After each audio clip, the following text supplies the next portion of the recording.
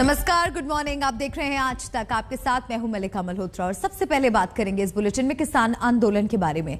किसान आंदोलन को काबू करने में जुटी सरकार को कोई खास सफलता नहीं मिल पाई है, क्योंकि संसद से सभी कृषि कानून रद्द होने के बाद भी किसान आंदोलन रद्द नहीं हुआ है, बल्कि अब किसानों की डिमांड और ज्यादा बढ़ गई है। कल मांगों को लेकर दिल्ली के सिंगू बॉर्डर पर संयुक्त किसान मोर्चा की बैठक हुई, जिसमें आंदोलन की आगे की रणनीति पर चर्चा हुई। प्रश्न है कि विधेयक को पुनर्स्थापित करने की अनुमति प्रदान की जाए।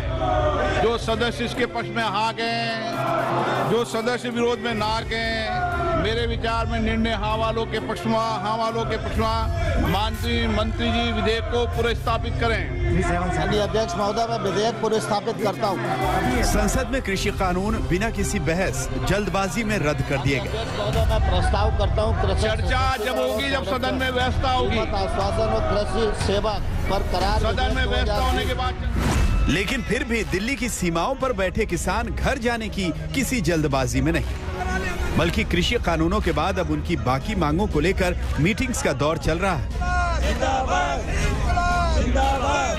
ऐसी एक मीटिंग आज हुई, जिसमें किसानों ने तय किया कि आंदोलन तब तक जारी रहेगा जब तक किसान आंदोलन में शहीद हुए 700 से ज्यादा किसान परिवारों को मुआवजा नहीं मिलता।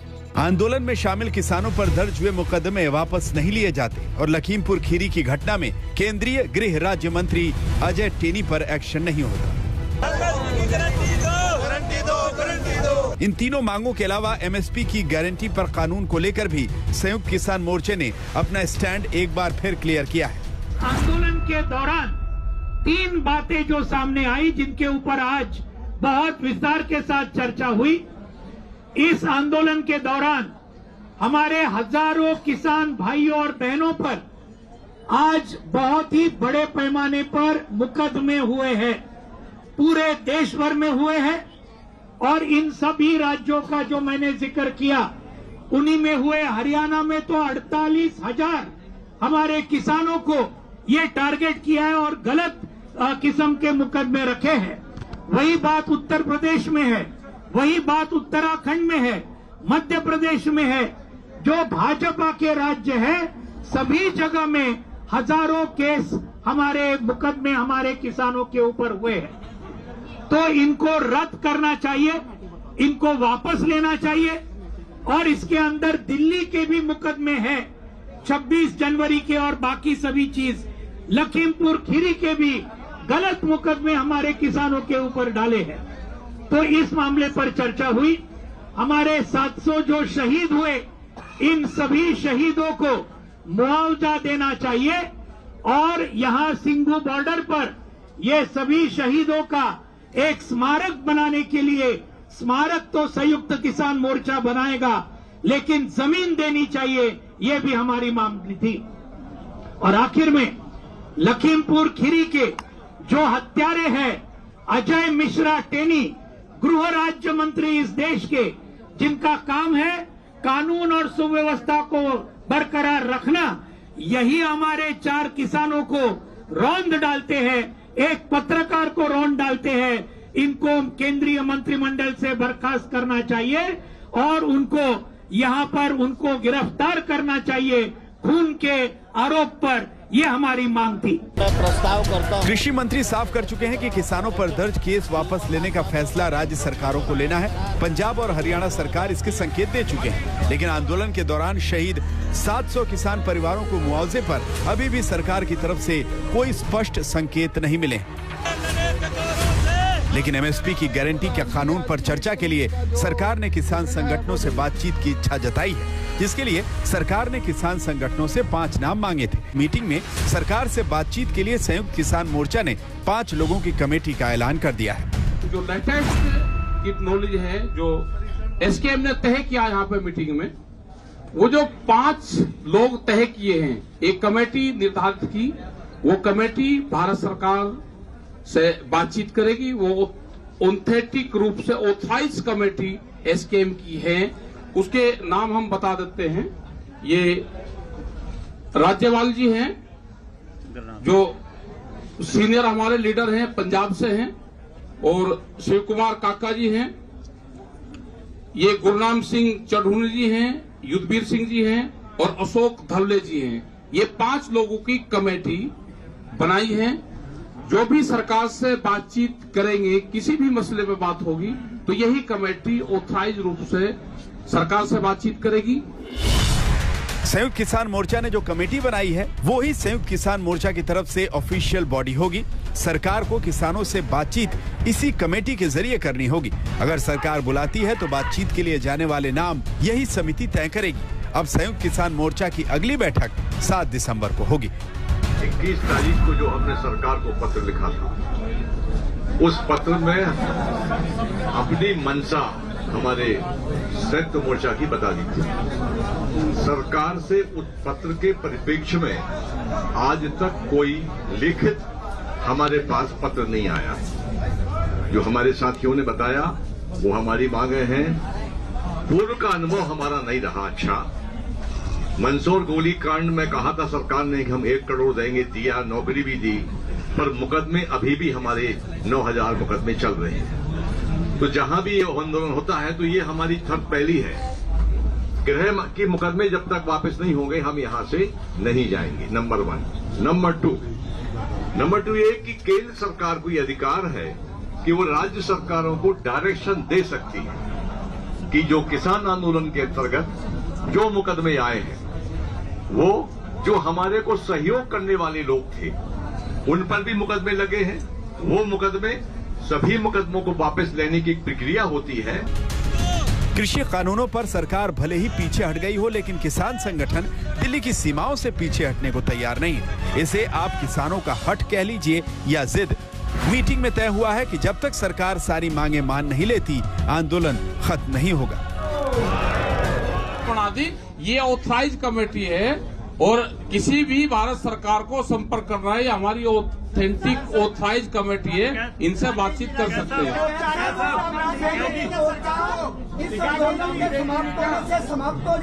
नहीं होगा। संयुक्त मोर्चा था, है और रहेगा। अब गेंद सरकार के पाले में है। कृषि कानूनों की वापसी के बावजूद सरकार पर दबाव बनाने में किसान संगठन कोई कोर कसर नहीं छोड़ रहे। वैसे भी कृषि कानूनों की वापसी के बाद किसान संगठनों को लग रहा है कि चुनाव के मौसम में सरकार से मांगे मनवाने का यही सही वक्त है। इस कमेटी के गठन से ये साफ जाहिर होता है कि सरकार के साथ साथ अब किसान भी नहीं चाहते कि ये आंदोलन लंबा चले। यही वजह है कि इस कमेटी का जल्द से जल्द गठन करके सरकार के साथ बातचीत कर इसकी रिपोर्ट संयुक्त किसान मोर्चा के सामने रखकर आंदोलन को किस तरीके से वापस लिया जाए उस पर विचार किया जाएगा। कैमरा पर्सन अभिषेक बाई के साथ सुशांत मेहरा, दिल्ली, आज तक। अब बात कोरोना के नए वेरिएंट ओमिक्रॉन की। कर्नाटक, गुजरात के बाद महाराष्ट्र में कोरोना के ओमिक्रॉन वेरिएंट ने दस्तक दे दी है। भारत में अब तक 4 लोग ओमिक्रॉन वेरिएंट से संक्रमित हो चुके हैं। ओमिक्रॉन वेरिएंट के खतरे को देखते हुए केंद्र ने राज्यों को अलर्ट किया है। विदेश से आने वाले एक शख्स की स्क्रीनिंग हो रही है, संदिग्धों की जीनोम सीक्वेंसिंग हो रही है।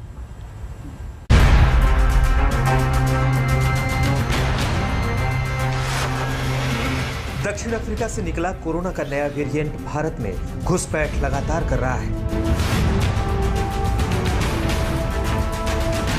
देखते देखते चौथा मामला भी सामने आ गया। मुंबई में 33 साल का शख्स कोरोना के ओमिक्रॉन वेरिएंट से बीमार हो गया है। यह शख्स दक्षिण अफ्रीका के केप टाउन से दुबई होते हुए मुंबई पहुंचा है। वहीं गुजरात के जामनगर में ओमिक्रॉन वेरिएंट का देश में तीसरा मामला मिलने से हड़कंप है। सीएम भूपेंद्र पटेल ने स्वास्थ्य सिस्टम को दुरुस्त करने के लिए हाई लेवल मीटिंग बुलाई। गुजरात के सीएम ने ट्रेसिंग, टेस्टिंग और ट्रीटमेंट पर जोर देने का निर्देश अधिकारियों को दिया। जामनगर में से मिला है वो ओमिक्रॉन वेरिएंट में पॉजिटिव मिला है, उसके हिसाब से उसको आइसोलेट किया गया है। उसके ऊपर हम नज़र रख रहे हैं।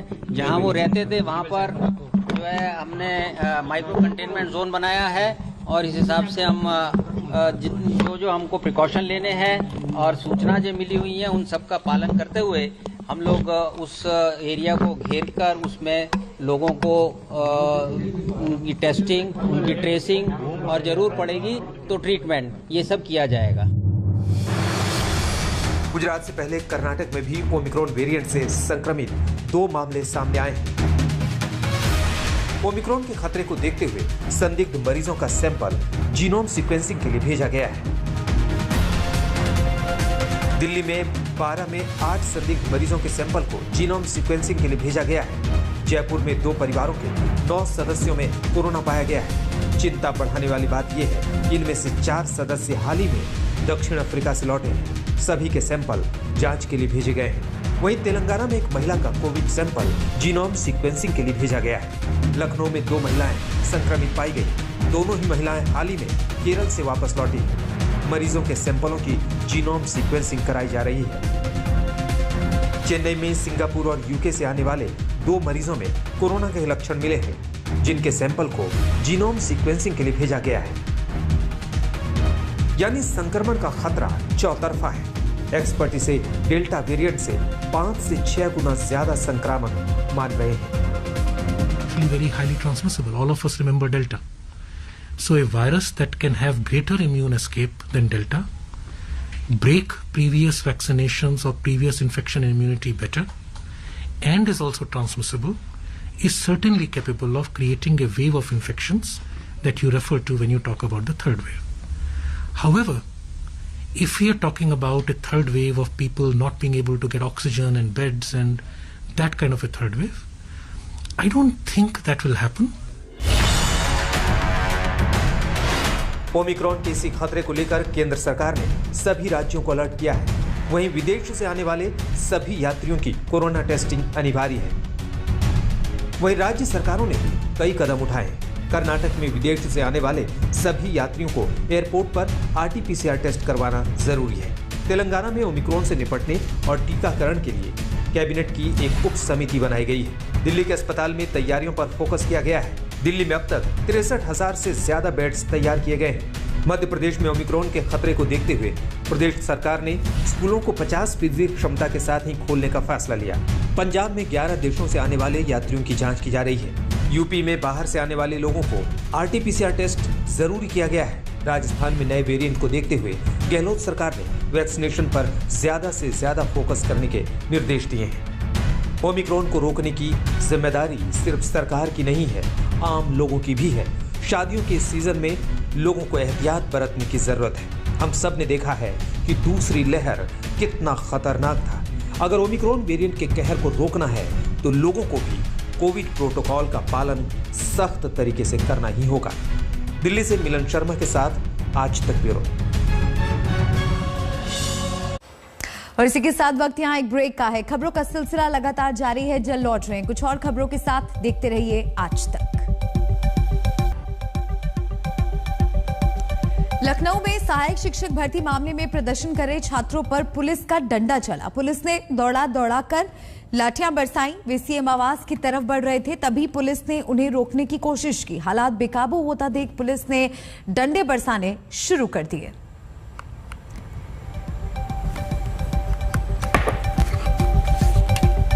और अब देखिए हमारी खास पेशकश सो सॉरी।